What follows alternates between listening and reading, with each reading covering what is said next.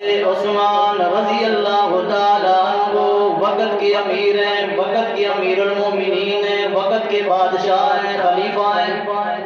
آج کل بادشاہ دنیا سمجھتی ہیں، اس وقت خلیفہ نام بہرحال حکمران ہے۔ حضرت عبداللہ بن مسعود رضی اللہ تعالیٰ عنہ ایک صوبے کے گورنر ہیں۔ صوبے کے گورنر بن کے گھر کے خرچے کی پریشانی بھی لگ گئی، بیماری کا منظر بھی لگ گیا، موت کا خوف بھی آ گیا، تین مسئلے آ گئے۔ آج کل کی طرح تو نہیں تھا کہ دائیں بائیں سے کماتے، خرچے بھی سرکاری چلتے۔ عبداللہ بن مسعود رضی اللہ تعالی عنہ کی بچیاں زیادہ تھیں، بچے کم تھے۔ بچیاں زیادہ ہوں تو خرچے زیادہ ہوا کرتے ہیں، بیماری آ جائے تو مزدوری بندہ نہیں کر سکتا، موت کا خوف آ جائے یتیمی کی سوچیں پیدا ہو جاتی ہیں۔ حضرت عبداللہ بن مسعود رضی اللہ تعالیٰ عنہ کی یہ حالت کئی نے دیکھا، بڑے بڑے امیروں نے دیکھا۔ حضرت عثمان وقت کا خلیفہ پہنچتا ہے حضرت عبداللہ بن مسعود کے دروازے پر، اور میرے ساتھی وہ عبداللہ بن مسعود میرے صحابی ساتھی، تو بھی اللہ کے نبی کا صحابی ہے، میں بھی اللہ کے نبی کا صحابی ہوں، ہمدردی حق بنتا ہے۔ آپ کو میں تحفہ دیتا ہوں اور تحفے کے ذریعے آپ کی مالی امداد ہو جائے۔ عبداللہ بن مسعود کہنے لگے نہیں، مجھے تحفے کی ضرورت نہیں ہے، اس لیے کہ اس وقت میں وقت کا گورنر بنا ہوں، اگر آپ سے کوئی چیز لوں گا تو عوام کہے گی رشوت لے رہا ہے، اس لیے آج نہیں لیتا ہوں۔ تحفہ دینا بھی سنت ہے، لینا بھی سنت ہے، لیکن وہ عمل اپنی جگہ ہوگا۔ اس وقت میرے اس حال کو دیکھ کے آپ کچھ دے رہے ہیں تو نہیں لوں گا، ٹھیک ہے، اور تھوڑی سی رقم دیتا ہوں، یہ تیری بچیوں کی دیکھ بھال کے لیے دے رہا ہوں۔ عبداللہ بن مسعود کہنے لگے، اللہ درجات بلند فرمائے، عبداللہ بن مسعود کہنے لگے امیر المومنین میری بچیوں کی تجھے فکر ہے، میری بچیوں نے تو آمنہ کے لال کا فرمان سن رکھا ہے، جو رات کو سورۃ الواقعہ پڑھے گا قیامت کے صبح تک کبھی فقر و فاقہ کا خطرہ نہیں ہوگا۔ خود بھی پڑھتا ہوں، میری بچیاں بھی پڑھتی ہیں، آج کل ہم محتاج نہیں ہوئے آج تک۔ ادھر سے بھی نہیں لیا، ادھر سے بھی نہیں لیا، پھر کہنے لگے اچھا میں طبیب بھیجتا ہوں، طبیب آ کے حکیم آ کے آپ کا علاج کر لیں، کچھ دوائی دے دیں، کچھ خرچہ ہو جائے بہتر ہے۔ عبداللہ بن مسعود رضی اللہ تعالیٰ عنہ نے تیسرا جواب دیا کہ طبیب ہی نے تو مجھے بیمار کیا ہے، جب چاہے گا وہ مجھے شفا دے دے گا۔ زبانیں صاف تھی اس لیے صاف بات کیا کرتے تھے، عمل صاف تھے اس لیے یقین قرآن پہ رکھا کرتے تھے۔ آج ہماری زبانیں صاف نہیں ہیں، ہمارے لقمے صاف نہیں ہیں، ہمارے عقیدے درست نہیں ہیں، سارا قرآن پڑھ کے میں شکر کر دیتا ہوں، اس کو شفا نہیں ہوتی۔ طبیب بھی نے مجھے بیمار کیا ہے، میرے پاس اللہ کی کتاب ہے، سورۃ الفاتحہ پڑھوں گا، آپ نے بھی سورۃ الفاتحہ میرے اوپر پڑھ لینی ہے، طبیب جب چاہے گا مجھے شفا دے گا، مجھے کسی اور طبیب کی ضرورت ہی نہیں ہے۔ ایسا جواب وہ شخص دیتا ہے۔ نبی پاک صلی اللہ علیہ وسلم نے فرمایا من کان للہ کان اللہ لہ، جو کہہ دیتا ہے غیر سے نہیں ہوتا اللہ سے ہوتا ہے، پھر اللہ غیب سے اس کی مدد کرتے ہیں، اور جو کہتا ہے ادھر کہوں گا یہ کروں گا وہ کروں گا، اللہ کہتے ہیں ایسے بھی میں کر کے دے دوں گا۔ حضرت ابراہیم کو آگ میں پہنچ کے چڑیوں نے بھی کہا مدد کی ضرورت، فرشتوں نے بھی کہا مدد کی ضرورت، انسانوں نے بھی کہا مدد کی ضرورت، خلیل نے کہا جس کا کام کر رہا تھا اسی کے کام کے حصے میں آگ میں آیا ہوں، وہی میری مدد کرے گا، غیر کی ضرورت ہی نہیں۔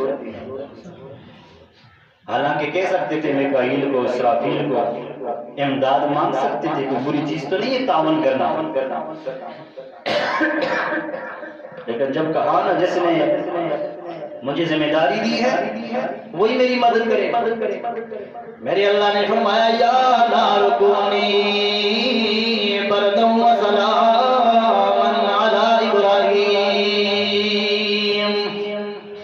اور میری مخلوق آ گیا میرا ابراہیم، بن جا اس کے لیے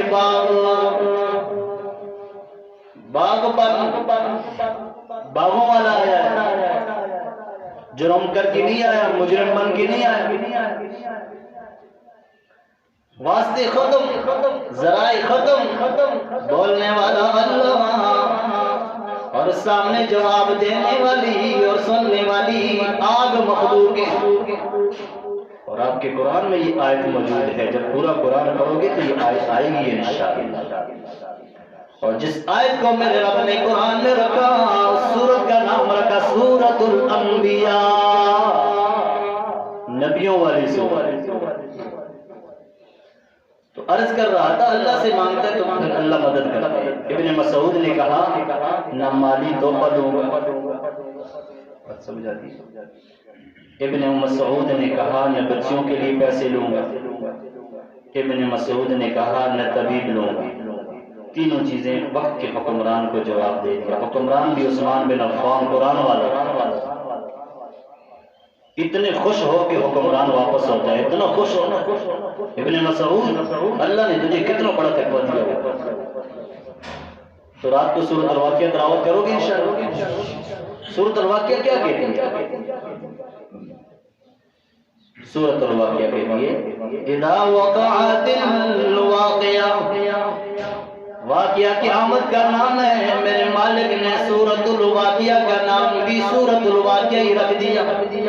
اذا وقعت الواقعہ نام بھی سورۃ الواقعہ۔ لیس لوقعتها کاذبہ، یہ واقعہ ہونے والی جب واقعہ ہوگی اس کے آنے میں کوئی شک شبہ نہ کرنا۔ یہ جان مٹھا اگلا کس ڈٹھا، یہ جاہلوں کی بات ہوتی ہے، منکروں کی بات ہوتی ہے، تم نے تو کہنا ہے واقعہ۔ لیس لوقعتها کاذبہ، اچھا خافضۃ رافعہ، یہ بلند کرنے والی بھی ہے، یہ پست کرنے والی بھی ہے۔ بلند اتنا کرے گی قیامت کے دن گردنیں لمبی ہوں گی۔ کیوں؟ اللہ اکبر، گردن لمبی کر کے رب کی آواز لگایا کرتا تھا، اس لیے گردنیں لمبی ہوں گی، آنکھیں جنت کی طرف رب کی دیدار کی طرف اٹھی ہوئی ہوں گی۔ رافعہ، اور کچھ ایسے مجرم ہوں گے يَنْظُرُونَ إِلَيْكَ مِنْ طَرْفٍ خَفِيٍّ، تلو بات سنو، نیچی نظر سے خُشَّعَنْ أَبْصَارُهُمْ، مجرموں کی آنکھیں جھکی ہوئی ہوں گی، شرمندہ ہوں گے۔ اب چہرہ ہی نبی والا نہیں بنایا، نبی کو کیا چہرہ دکھائیں گے؟ لباس ہی نبی والا نہیں پہنا، نبی کو کیا چہرہ دکھائیں گے، صورت دکھائیں گے؟ ہر موڑ پہ نبی کے طریقوں کو ذبح کرتے رہے دنیا کو خوش کرنے کے لیے، اب نبی پاک کو کیا چہرہ دکھائیں گے؟ اتنی شرمندگی ہوگی۔ قرآن کہتا ہے خُشَّعَنْ أَبْصَارُهُمْ، سورۃ الواقعہ کہتی ہے خافضہ، جھکی ہوئی۔ امتحان کی جگہ آپ جھکی ہوئی۔ اذا رجت الارض رجا، یہ زمین بھی کام اٹھے گی۔ بست الجبال بسا، پہاڑ بھی چلنے لگ جائیں گے، رگڑا کھا کھا کے یہ بھی ریت بن جائیں گے۔ لا عوج ولا امتا، کوئی اونچ نیچ نہیں ہوگی، کوئی اونچائی نہیں ہوگی، کوئی ڈیر نہیں ہوگا، کوئی ٹیلا نہیں ہوگا، ہموار زمین ہوگی۔ فَكَانَتْ هَبَاءً مُنبَثًّا، خالی میدان میں ہوا چلے تو گرد و غبار ہوتی ہے، ایسے پہاڑ گرد و غبار کی شکل میں تبدیل ہو جائیں گے۔ تمہارا کیا ہوگا؟ کنتم ازواجا ثلاثا، 3 قسم کی مخلوق بن جائے گی۔ پہلا نمبر سابقون، دوسرا نمبر اصحاب المیمنہ، تیسرا نمبر اصحاب المشأمہ۔ سورۃ الواقعہ پوری ہوگی۔ پہلا نمبر کیا ہے؟ سابقون، نامی سابقون، سابق آگے آگے چلنے والے کو کہتے ہیں۔ انبیاء لوگوں نے دنیا نہیں دیکھی، والآخرۃ خیر وابقی، آخرت دیکھی، اللہ آگے رکھے۔ صحابہ نے دنیا نہیں دیکھی، نبی کا شہر تک نہیں دیکھا، نبی کی سنت کو لے کے پوری دنیا میں نکلے، اس لیے آگے آگے ہوں گے، اولیاء آگے آگے ہوں گے۔ السابقون الاولون، پہلا نمبر ہے السابقون السابقون اولون، پہلے اولئک المقربون، یہ اللہ کے بہت قریب ہوں گے۔ فی جنات النعیم، نعمتوں میں پہنچ گئے۔ ثلۃ من الاولین وقلیل من الاخرین، تھوڑی نہیں ہے، پہلوں کا تو ہے ہی پڑا کرو، پچھلوں میں بھی بہت سے لوگ اس میں آ گئے۔ آپ محنت کرو گے، آپ کی محنت ضائع نہیں ہوگی۔ ٹھیک ہے جی، پہلا نمبر ہے۔ دوسرے نمبر والے، اور ان کی اللہ نے بڑی عجیب سند سنائی۔ فَأَمَّا إِنْ كَانَ مِنَ الْمُقَرَّبِينَ فَرَوْحٌ وَرَيْحَانٌ، میوے خود مل رہے، لحم طیر مما یشتہون، پرندوں کا گوشت کھائیں، مچھلیوں کا گوشت کھائیں، روح وریحان، راحتیں ہی راحتیں، رزق کی رزق، خوشبوئیں خوشبوئیں کو ملیں۔ وجنت نعیم، جنت کی بے شمار نام ہے، جنت الفردوس بھی ہے، جنت المأوا بھی ہے، اور بھی ہے جنت النعیم، یعنی بڑا نمبر ہے۔ دوسرا طبقہ، وَأَمَّا إِنْ كَانَ مِنْ أَصْحَابِ الْيَمِينِ، اگر بندہ پہلی طبقے میں نہیں ہے تو پھر دیکھا جائے گا اصحاب الیمین میں ہے۔ اصحاب الیمین ان کو کہتے ہیں، کل قیامت کے دن آواز لگے گی، دائیں ہاتھ میں اعمال نامہ کس کو ملے گا؟ جس کو دائیں ہاتھ میں اعمال نامہ مل گیا یہ اصحاب الیمین ہے،